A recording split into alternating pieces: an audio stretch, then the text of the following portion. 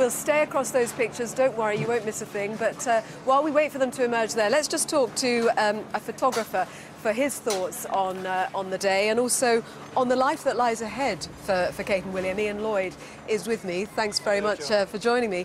I mean, they've gone from being obviously in the public eye to now being public property in a way that I suppose they can't really comprehend until they actually experience it.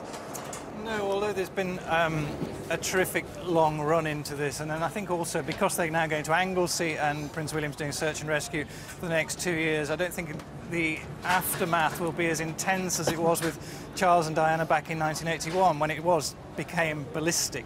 I think this will quieten down a bit because they'll want it and they'll control it that way, I think. Will they be able to control it though? I mean, obviously they have been living on Anglesey and they have been able to keep a relatively low profile, but now they have gone through this incredible level of interest, not just here but around the world. Will they be able to try to remain low profile and have something like a normal life? I think that they said at the engagement they've learned from the lessons of the past, and one of the lessons was just that it did get out of control with Diana. I remember at the end of 1981 when she was pregnant with William and the news got absolutely intense, and the Queen got all the editors at Buckingham Palace from Fleet Street and said, look, this can't go on, you know. But it never solved the problem entirely. It just really got out of hand. So I think with this, very much Prince William will want to take the initiative, I'm sure, and make sure his wife never goes through the pressure that his mother did.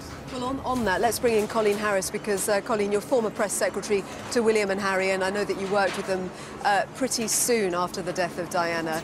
And obviously the media was well managed then. They were young. Do you think they will be able to continue to manage it and maintain the sort of level of privacy that they have been able to enjoy up until now? Well, they certainly won't be able to turn the clock back. I mean, they won't be 13 and 15 again, having lost their mother. So the media won't be as tolerant as they were then. It's a very different world now, and the media is much more invasive, I think, than it even was then. So they won't be able to control it completely, but I think they have learned the lessons of the past, and they're happy to give something to the media while still keeping something back for themselves as well. So I think they will be able to manage it to a certain extent, but they've accepted that they need the media as well. Ian, obviously you're a photographer, you know how photographers operate. I know that you're not a paparazzi photographer, but you probably know about the sort of practices that some members of the paparazzi might employ. Have there been people staking out Anglesey ever since Kate and William appeared there, and if not, do you think that that is likely from now? I don't think it has been, and I might be wrong. I don't know enough about it, but as far as I know, they weren't. I think it goes back, like saying, to the bargaining, if you like. When William was at St Andrews, for instance, that they allowed regular access to the Prince in return for keeping the press at a safe distance, and that seemed to work really well. And I'm sure they want this kind of thing now.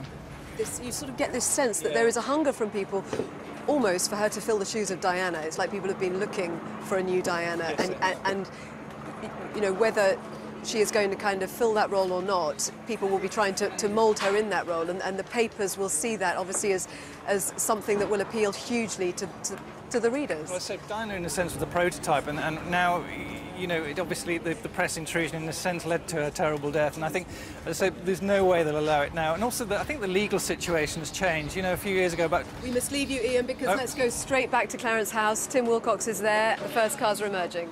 We're seeing another car go into Buckingham Palace behind us, and as we were remarking, it is very difficult to know who's in these cars, but still not William and Catherine.